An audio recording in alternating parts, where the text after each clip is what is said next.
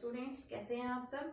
और आज के लेक्चर में हम क्या करने वाले हैं, परागकोश स्फुटन। हमने लास्ट लेक्चर में कहाँ तक पढ़ा था कि पराग कण की क्या संरचना है। हमने प्राथमिक बीजाणुजन कोशिका के बारे में पढ़ा कि उन्होंने कैसे पराग कणों का निर्माण किया, और उसके बाद कब हमने लघु बीजाणुओं को लघु बीजाणु बोला और कब हमने लघु बीजाणुओं को पराग कण बोला। साथ ही हमने पराग कण की थोड़ी संरचना के बारे में भी पढ़ा था। आज हम पढ़ेंगे परागकोश स्फुटन पढ़ेंगे। ठीक है, देखो परागकोश स्फुटन से हम क्या समझते हैं। परागकोश की भित्तियों का फटना क्या कहलाएगा, परागकोश स्फुटन कहलाएगा। ठीक है, क्या लिखेंगे हम, परागकोश की भित्ति का फटना क्या कहलाएगा, परागकोश स्फुटन कहलाएगा। अब अपना जो परागकोश स्फुटन है वो कितने प्रकार का है, 4 प्रकार का होता है। देखिए, पहला है अनुप्रस्थ। हमने अपने फर्स्ट लेक्चर में पढ़ा था कि अनुप्रस्थ काट कैसे होता है। जैसे कोई पुष्प है तो उसको हम अगर ऐसे काटे, हमने परागकोश का भी तो अनुप्रस्थ काट किया था ना, इस तरीके से। तो देखिए, किसी भी परागकोश में कुछ इस तरीके से कट आ जाए। ठीक है, जैसे कोई भी परागकोश है, ये परागकोश बना रही हूं, ये परागकोश है, इसमें कुछ इस प्रकार से कट लग जाए, इस तरीके से उसकी भित्ति फट जाए अनुप्रस्थ रूप से, और उसके अंदर से क्या हो जाए, पराग कणों का विकर्ण हो जाए, यानी पराग कण जो है उसमें से निकल के बाहर चले जाए, विकर्ण हो जाए, वो फैल जाए। ठीक है, तो क्या है, अनुप्रस्थ परागकोश स्फुटन, अनुप्रस्थ स्फुटन बोलते हैं इसको। अनुप्रस्थ स्फुटन कब होगा, जब परागकोश में अनुप्रस्थ काट लगने से अनुप्रस्थ प्रकार से उसकी भित्ति फट जाए और पराग कणों का विकर्ण हो जाए। दूसरा है अपना लंबवत। ये भी हमने फर्स्ट लेक्चर में मैंने पढ़ाया था कि पुष्प का लंबवत काट, यानी इस तरीके से लंबाई में अगर कोई काट करें तो वो क्या होगा, लंबवत काट होगा। यानी लंबवत से क्या समझे, अगर इस परागकोश में इस तरीके से लंबा कट लग जाए, लंबे तरीके से भित्ति फट जाए, तो वो क्या कहलाएगा, लंबवत स्फुटन कहलाएगा। जैसे कपास का मैंने बताया था ना कि कपास की जो बोल है वो इस तरीके से स्फुटन हो जाती है ना, उनमें स्फुटन आ जाता है। तो इसी तरीके जैसे कपास की वो जो बोल होती है वो इस तरीके से उसकी वाल्व खुल जाती है, इस तरीके से वाल्व खुल जाती है ना, तो लंबवत ही तो होती है ना वो। अब लेडी फिंगर है, भिंडी का एग्जाम्पल है, तो भिंडी भी क्या होती है, जब उसमें स्फुटन आता है तो इस प्रकार से लंबी दरार आ जाती है उसके अंदर, वो भी क्या है, लंबवत स्फुटन है। ठीक है, तीसरा है अपने पास छिद्र में स्फुटन। छिद्र में स्फुटन में क्या होगा, उस परागकोश में कोई छिद्र हो जाएगा और उस छिद्र के द्वारा पराग कणों का विकर्ण हो जाएगा, वो छिद्र में स्फुटन हो जाएगा। चौथा अपने पास क्या है,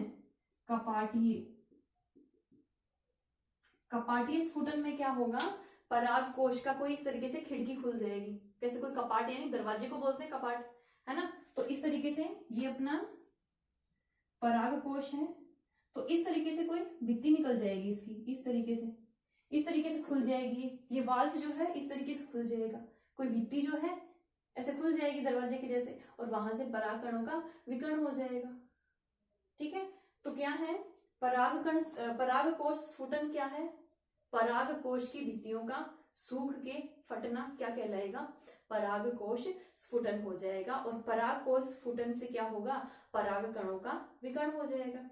ठीक है, अब देखिए, हमने अंतःस्थिशियम एक भित्ति पढ़ी थी, याद है आप सबको, कि प्राथमिक भित्ति कोशिका ने एक भित्ति का निर्माण किया था जिसका नाम था अंतःस्थिशियम। एक भित्ति थी, और उस टाइम मैंने कहा था कि इसमें कुछ स्पेशल टाइप की, कुछ विशेष प्रकार की क्या होती हैं, कोशिकाएं होती हैं, और उनका नाम क्या था, स्टोमियम कोशिका। बताया था ना मैंने कि आपको याद रखना है ये कि अंतःस्थिशियम के पास क्या होंगी, स्टोमियम कोशिकाएं होंगी। और स्टोमियम कोशिका का नेचर कैसा है, कैसी प्रकृति की है वो, आर्द्रताग्राही। कैसी प्रकृति की है, आर्द्रताग्राही प्रकृति की है, यानी पहले से पानी की कमी है। अब देखिए जब अपना पराग कोश अपरिपक्व है तब भी इसमें पानी की कमी है। और सोच के चलो कि परिपक्वन की ओर अगर वो चल रहा है अपना पराग कोश तो और ज्यादा पानी की कमी होती रहेगी, है ना। जैसे कपास की बोल है, वो क्या है, धीरे धीरे क्या है, परिपक्व होती है, वैसे वैसे सूखने भी तो लग जाती है ना, उसके अंदर से कॉटन निकल के आ जाती है ना।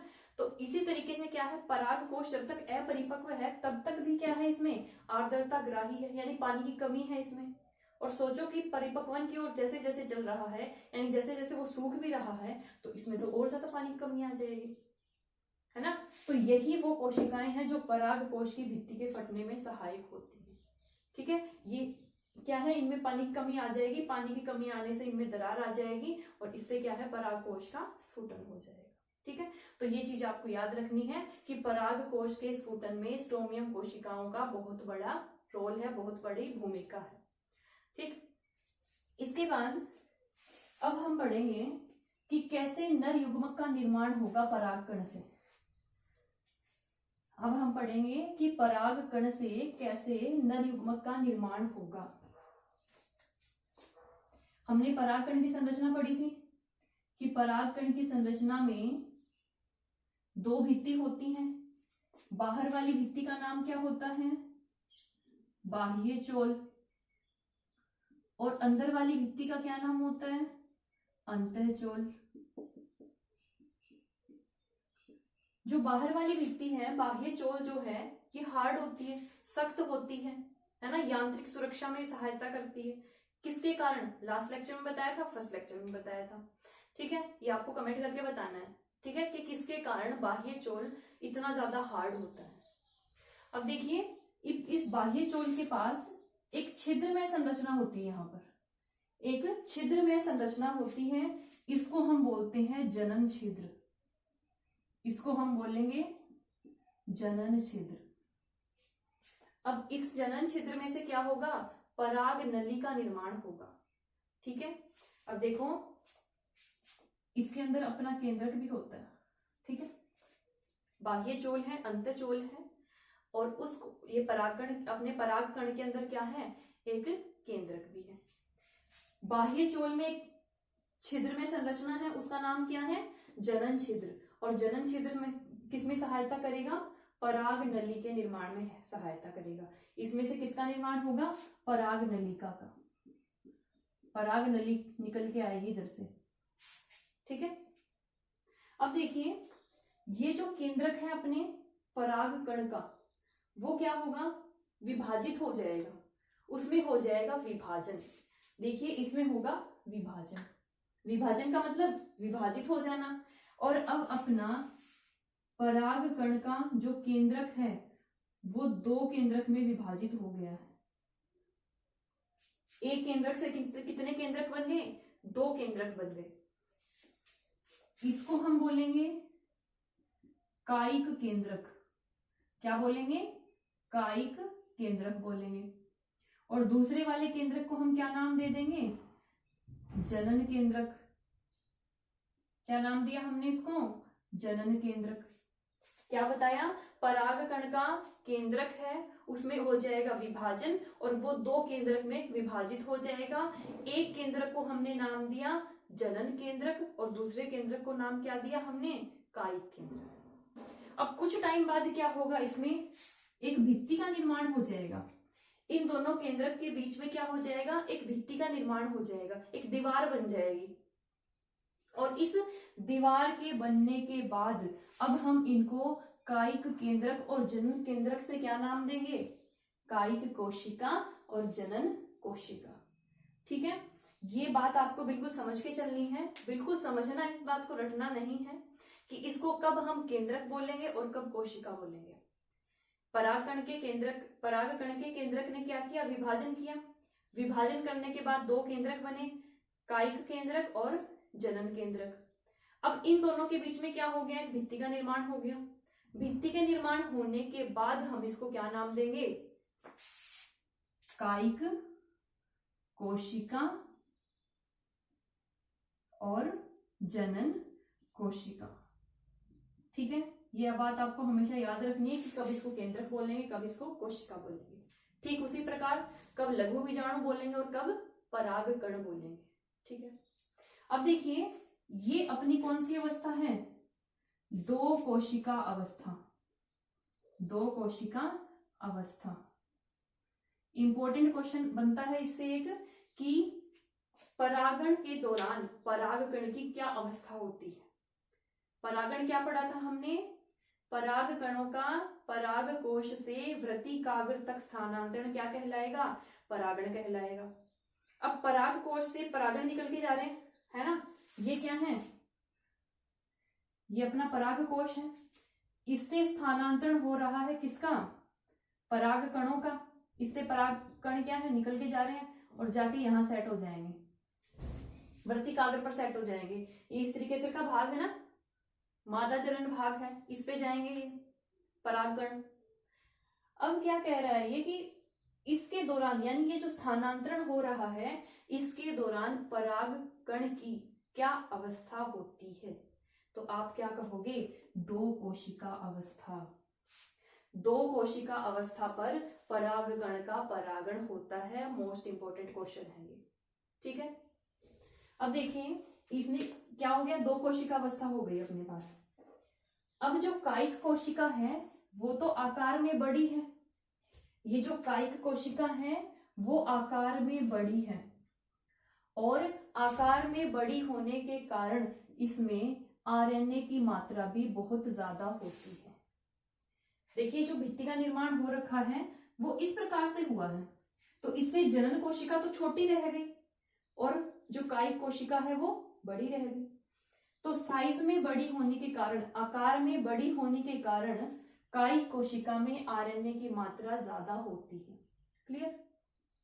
दूसरी है जनन कोशिका, आकार में कैसी है? छोटी है और आकार में छोटी होने के कारण आरएनए की मात्रा जो है वो भी कम हो जाएगी और इसमें आरएनए की मात्रा ज्यादा है।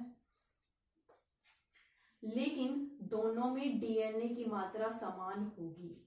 दोनों में डीएनए की जो मात्रा है, डीएनए की मात्रा समान होगी। ठीक है, जो डीएनए मात्रा है दोनों में वो समान होगी। इससे इसका साइज से कोई रिलेशन नहीं है, उसका आकार से कोई लेना देना नहीं है कि किसके पास कितना साइज है तो उस हिसाब से डीएनए हो। नहीं, डीएनए जो है वो दोनों कोशिकाओं में समान होगा। ठीक है, उसके बाद हम पहुंचते हैं पराग नली के निर्माण पर। यानी कैसे नरयुग्मक का निर्माण होगा? पहले पराग नली का निर्माण होगा और फिर उसमें क्या बनेंगे? नरयुग्मक बनेंगे। ठीक है, अब देखिए ये जनन छिद्र है और मैंने कहा जनन छिद्र किसमें सहायक है? पराग नली के निर्माण में सहायक है। अब देखिए ये वर्तिकाग्र है, जो स्त्री केसर है, मादा जनन भाग जो है इसको जायांग बोलते हैं। जैसे हमने पुंकेसर के एक सिंगल को क्या बोला था? पुमंग बोला था, और पुमंग के पूरे समूह को हमने क्या नाम दिया था? पुंकेसर नाम दिया था। सेम उसी तरीके से ये जो स्त्री जनन भाग है ना, इसको सिंगल को बोलेंगे जायांग। क्या बोलेंगे? जायांग। और इसके पूरे समूह को हम क्या नाम देंगे? स्त्री केसर। अब ये जो जायांग है उसके 3 भाग होते हैं, वो हम डिटेल में आगे पढ़ेंगे, नेक्स्ट लेक्चर में पढ़ेंगे। तो इसका जो फर्स्ट ये भाग है ना, पहला भाग जो है उसका नाम है वर्तिकाग्र। अब यहां आकर क्या जुड़ गए? क्या ग्रहण, किसको ग्रहण किया इन्होंने? इस वर्तिकाग्र ने किसको ग्रहण किया? परागकणों को ग्रहण किया है। और परागण के दौरान परागकणों की क्या अवस्था है? दो कोशिका अवस्था है, एक कायिक कोशिका और दूसरी जनन कोशिका। अब देखिए ये वर्तिकाग्र पर आने के बाद इसमें वर्तिकाग्र में और परागकणों में कुछ पारस्परिक क्रिया होगी, वो हम आगे पढ़ेंगे। ठीक है, तो इसके बाद क्या है? यहां से पराग नलिका का निर्माण हो जाएगा। यहां से पराग नलिका का निर्माण होगा। ठीक है, और ये पराग नली कहां से निकलेगी? इस जनन छिद्र से निकलेगी। पराग नली का निर्माण कहाँ से होगा? जनन छिद्र से होगा। तो कुछ इस प्रकार की संरचना हमें मिलेगी। ये इस तरीके से पराग नली निकल के आ जाएगी, पराग नली का निर्माण हो जाएगा। अब क्या होगा? जो अपनी कायिक कोशिका है वो तो यहीं रह जाएगी और जनन कोशिका जो है वो इस तरीके इधर मूव करना शुरू कर देगी, पराग नली में मूव करना शुरू कर देगी नीचे की ओर, और अपनी जनन कोशिका ही किसका निर्माण करेगी? नर युग्मक का निर्माण करेगी। जो अपनी जनन कोशिका है उसमें होगा विभाजन, और विभाजन होने से दो नर युग्मक का निर्माण हो जाएगा। ठीक है, क्या है? ये अपनी जनन कोशिका है और ये किसमें विभाजन होगा? इसका दो नर युग्मक में विभाजन हो जाएगा। तो नर युग्मक का निर्माण किससे होगा? जनन कोशिका से ही नर युग्मक का निर्माण होगा। ठीक है, एक बार थोड़ा रिपीट कर देती हूं मैं कि ये परागकण की संरचना है, इसमें एक जनन छिद्र है जिससे किसका निर्माण होगा? पराग नली का निर्माण होगा। दो कोशिका अवस्था पे परागकण की क्या होगा? परागण होगा, उनका स्थानांतरण होगा।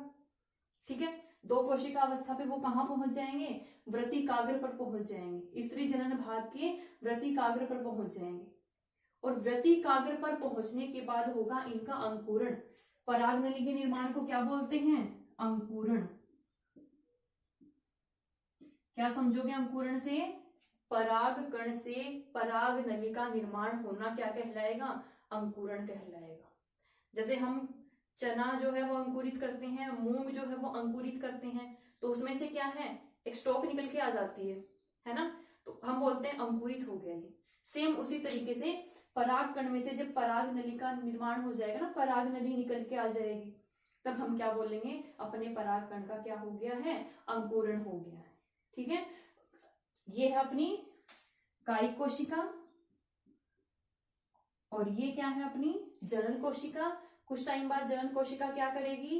विभाजित हो जाएगी, और विभाजन होने के बाद क्या होगा? दो नर युग्मक का निर्माण होगा।